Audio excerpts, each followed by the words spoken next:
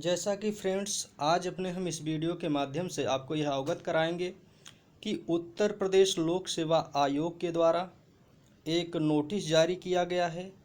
इस नोटिस के माध्यम से आपको कुछ इन्फॉर्मेशन दिया गया है, अर्थात ऐसे सभी अभ्यर्थियों को सूचित किया गया है जो आगामी उत्तर प्रदेश लोक सेवा आयोग के द्वारा जो वैकेंसी आउट की जाएगी, जो उसमें अप्लीकेबल होंगे, तो उनके लिए यह नोटिस, यह विज्ञप्ति बहुत ही इम्पॉर्टेंट है।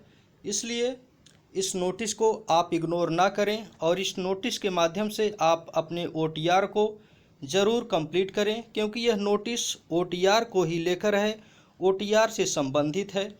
जैसा कि आप देख रहे हैं, कार्यालय लोक सेवा आयोग उत्तर प्रदेश, संख्या 1015 11/E1 2022-23 और दिनांक प्रयागराज 28 जून 2023, अर्थात यह 28 जून 2023 आज की विज्ञप्ति संख्या है।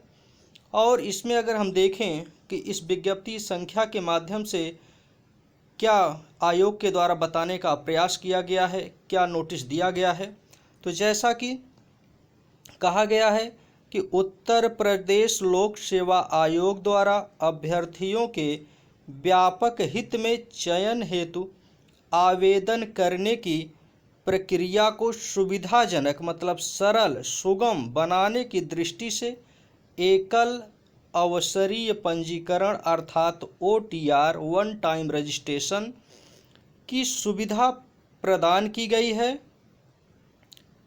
जैसा कि आप देख रहे हैं इस नोटिस को, वर्तमान में एकल अवसरी पंजीकरण OTR प्रक्रिया आयोग की वेबसाइट help.uppsc.up.nic.in पर यथास्थान क्लिक करके वांछित सूचनाएं भरकर पूर्ण की जा सकती हैं। अभ्यर्थीगण एकल अवसरी पंजीकरण OTR प्रक्रिया पूर्ण कर लें, जिससे भविष्य में होने वाले विज्ञापन में आवेदन करने में उन्हें कोई असुविधा न हो। एक बार OTR पंजीकरण हो जाने के बाद उसमें अधिकतम 3 बार संशोधन किया जा सकता है, पुनः संशोधन किया जा सकता है, अर्थात 3 बार उसमें संशोधन किया जा सकता है। उसके बाद भविष्य में 3 बार संशोधन किया जा सकता है।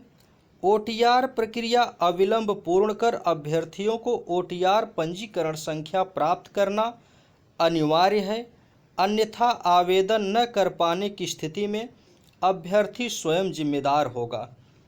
वर्तमान समय में समस्त ऑनलाइन आवेदनों हेतु OTR व्यवस्था अनिवार्य रूप से लागू है।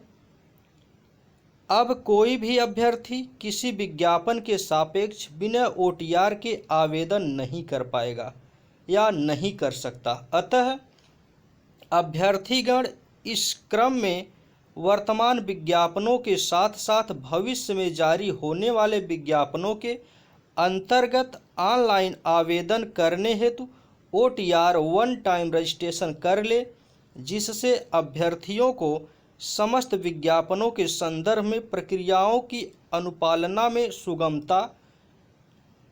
सुगमता होगी।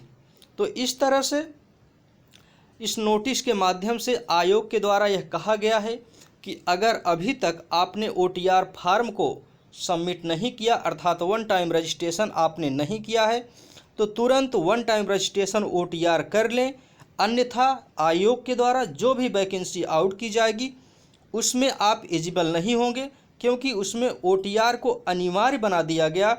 जैसा कि इससे पहले 6-7 मंथ पहले OTR आयोग के द्वारा कंपलसरी बनाया गया था, लेकिन उसमें कुछ शिथिलता बरत दी गई थी, जिसमें जैसे यूपी सिविल जज का फार्म ले लें, मेंस का जो फार्म भरा गया उसमें OTR को कंपलसरी नहीं रखा गया, जबकि कुछ शिथिलता बरती गई। उसके पहले ही OTR लागू किया गया था, लेकिन शिथिलता बरतने के बाद कुछ वैकेंसी जो आउट की गई उसके बाद उसमें OTR अनिवार्य नहीं किया गया, अर्थात OTR प्रक्रिया फॉलो नहीं की गई।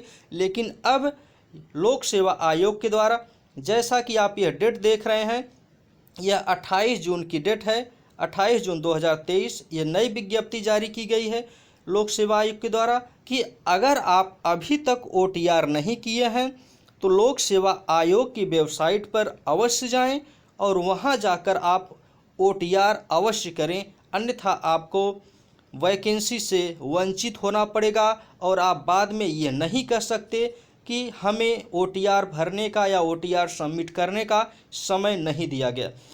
दोस्तों, मैं आपको OTR के बारे में थोड़ी सी बात बता दूं कि OTR होता क्या है, क्योंकि बहुत सी क्वेरी आती है कि OTR होता क्या है। तो मामूली तौर पर OTR एक रजिस्ट्रेशन है। जिस तरह से आप कोई फार्म भरते हैं तो फार्म भरने के बाद आप रजिस्ट्रेशन पहले करते हैं, उसमें पूरा डाटा डालते हैं, तो उसी तरह से OTR एक आपका रजिस्ट्रेशन है।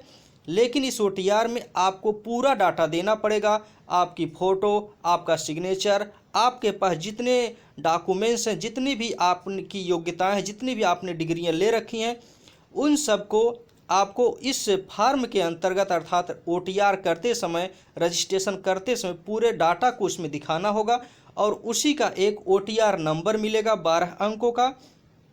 उस OTR नंबर को आपको याद करके रखना है। वैसे फ़िलहाल आप जब भी एक बार OTR कर लेंगे तो आप अपना मोबाइल नंबर डालेंगे तो तुरंत वह OTR नंबर आपका ओपन हो जाएगा। OTR करने का मतलब यह होता है कि आपको कोई भी फॉर्म सबमिट करने के लिए बार बार अपने पूरे डाटा को सबमिट नहीं करना होगा। सिर्फ आप वन टाइम रजिस्ट्रेशन के समय जो OTR नंबर मिला था आप उसको डाल देंगे, उसके बाद आपका पूरा डाटा ऑटोमेटिकली आ जाएगा। और एक चीज़ खास बात है कि जब OTR लागू हो जाएगा तो उसमें जैसे ये होता था कि कुछ लोग फार्म सबमिट करते थे तो उसमें कुछ डाटा जैसे दिखा देते थे कि ये डाटा मेरे पास है, जैसा कि वह डाटा उसमें मांगता नहीं था, केवल पूछता था कि ये डाटा है कि नहीं आपके पास, तो दिखा देते थे कि हाँ यह डाटा है मेरे पास। लेकिन जब वो एग्ज़ाम देते थे, क्वालिफाई हो जाते थे, तब अगर उनसे वह डॉक्यूमेंट मांगा जाता था या वह डाटा मांगा जाता था तो उस डाटा को वह प्रस्तुत नहीं कर पाते थे, अर्थात उनके पास वो डाटा नहीं होता था। तो इस तरह से जिनके पास कोई डाटा नहीं रहेगा उस वैकेंसी की एलिजिबिलिटी से, वो पहले स्टेज पर बाहर हो जाएंगे और वो फार्म सबमिट नहीं कर पाएंगे। तो इसलिए अभी तक अगर आपने OTR नहीं किया है तो अति विलंब से विलंब OTR आप सुनिश्चित कर लें, क्योंकि अब आयोग के द्वारा नई नोटिस जारी किया गया है। अब इसमें कोई शिथिलता नहीं बरती जाएगी और आपको OTR कराना अति आवश्यक है, नहीं तो आयोग की जो वैकेंसी आएगी आप उसमें एलिजिबल होते हुए भी फार्म को सबमिट नहीं कर पाएंगे। तो आप OTR को अवश्य करें और इस तरह से कोई भी इन्फॉर्मेशन पाने के लिए इस चैनल को आप सब्सक्राइब करें। कोई भी नोटिफिकेशन आता है किसी भी चीज़ का तो आपको इस चैनल से तुरंत उसका नोटिफिकेशन मिल जाएगा। तो आप इस चैनल को सब्सक्राइब ज़रूर करें। धन्यवाद।